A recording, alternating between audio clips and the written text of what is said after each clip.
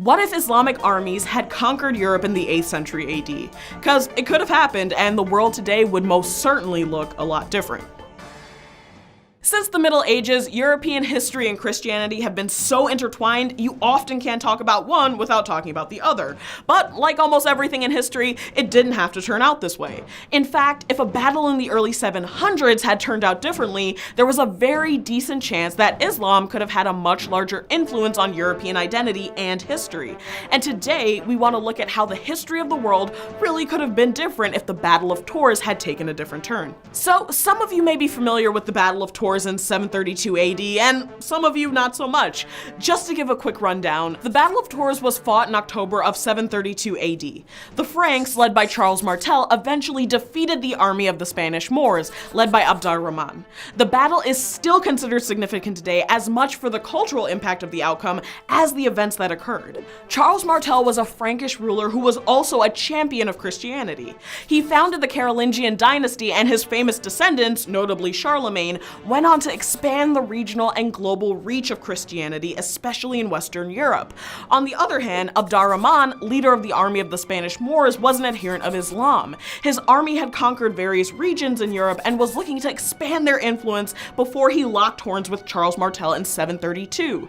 Some historians theorize that if the battle had been reversed, the Spanish Moors army could have gone on to continue its pattern of military success in Europe. So, in light of the fact that the Frankish kingdom was one of the larger unified kingdoms of Europe at the time, it's very possible the expansion of Islamic armies would continue east, thus turning the tides for countries that were later influenced by Charles Martel's spread of Christianity in favor of Islam. So since this alternate historical outcome would have proven influential in the development of our timeline, I wanted to ask today, what could have caused Charles Martel and the Frankish armies to lose at the Battle of Tours? So even though this portion of the episode is not, I repeat, not actual history, I wanted to envision a scenario where Charles Martel's forces were defeated by Abdul Rahman. In this case, I dug into the facts, and some sources expressed surprise that Charles was actually successful, considering his Frankish forces were pretty outnumbered on the battlefield. When Abdul Rahman's forces encountered the Frankish army, they were slowly moving eastward through Europe from Spain, and were coming off a series of successful battles. Also, the Battle of Tours was only about 100 years after the death of the Prophet Muhammad and the founding of Islam. The Spanish Moors army was strong and well organized, whereas many of the European kingdoms and rulers they were encountering were suffering from infighting and power struggles of their own, making them more easily conquered during the invasions. However, there's something important to keep in mind about Charles Martel, aka Charles the Hammer. They didn't give him that name because he was a great blacksmith or secretly a WWE wrestler. Nope, he was known for his military strategy and prowess. Charles Martel was the illegitimate son of Pepin, who was the mayor of the Palace of Austrasia and de facto ruler of the Frankish kingdom. When Pepin died in 714 without any legitimate heirs, Charles beat out Pepin's grandsons to take over his father's domain. Pepin had appointed his 8-year-old grandson Theodald as his legitimate heir, but Charles opposed this decision, and as a result he waged 3 years of civil war from 715 to 718, gathering men and building up his strategies to take over his father's kingdom. He was ultimately successful in his bid for power and took over as leader of the Franks instead of his young nephew. The whole thing was like a very early Francophone Game of Thrones. So it's reasonable to say that the fight for the crown prepared Charles for the Battle of Tours, when he had to struggle against an incoming enemy. But if our old friend the Hammer hadn't been successful in his bid for power, then when Abdul Rahman arrived in Tours in 732, he would most likely be encountering a young, less experienced ruler, rather than a guy who knew his way around rallying an army, seizing control, and ultimately had larger dynastic plans.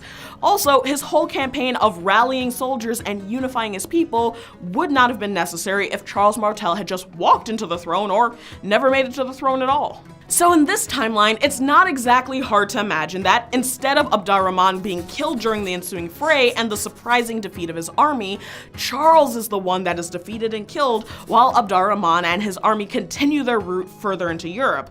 So that brings us to our next question. What would happen if Abdul Rahman's army had been successful at the Battle of Tours, and how could things be different today? First difference, no Carolingian dynasty. In a world without Charles Martel's victory, the would-be Carolingian dynasty wouldn't have flourished and become the major powerhouse of Western Europe, and some of Charles's descendants were directly responsible for the shift of Western Europe from a collection of warring mini-kingdoms to a more unified front. The most obvious one in this early lineage is Charlemagne, because when it comes to waging war, it seems like that definitely runs in the blood. Charlemagne successfully led and won over 50 battles and unified Western Europe as the first Holy Roman Emperor in 300 years.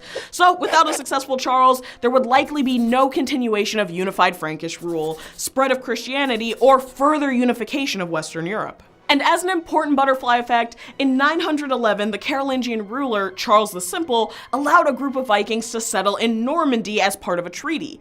This lineage then led to William the Conqueror and the Norman invasion of England. So if Charles had lost the Battle of Tours, England, Scotland, and Ireland also could have ended up with a very different history. Second difference, a different colonial trajectory. So without the Carolingian dynasty and had Abdul Rahman's army continued their patterns of success, this could have marked a seismic shift in Western Europe during the Middle Ages, especially for countries like Spain, France, and England. And since those countries would later go on to wage their own wars to spread the Christian faith around the world, and eventually segue into becoming major colonial powers hundreds of years later, this timeline could have had a larger global impact. Because circumstances for the run-up to what would become Western European colonialism, the unification of kingdoms with long-term dynastic clout, backed by the might and wealth of the church, and an ability or urge to develop larger empires, would no longer exist. And the maps and allegiances that we're all familiar with would have been very different.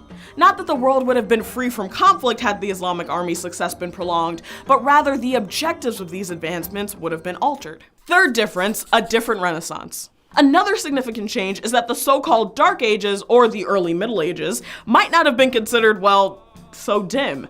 Italian scholar Petrarch coined the term Dark Ages because he believed that there was a lull in societal advancements in Europe after the fall of the Roman Empire and before the dawn of that swinging period that we all now know as the Renaissance. But his viewpoint that the early Middle Ages were devoid of culture wasn't entirely accurate, because during the span of European history from approximately 500 to 1000 AD, there was a parallel golden age in Islamic arts, technology, and sciences from 700 AD into the 13th century. For example, paper spread from China into Muslim regions in the 8th century, before arriving in present-day Spain in the 10th century.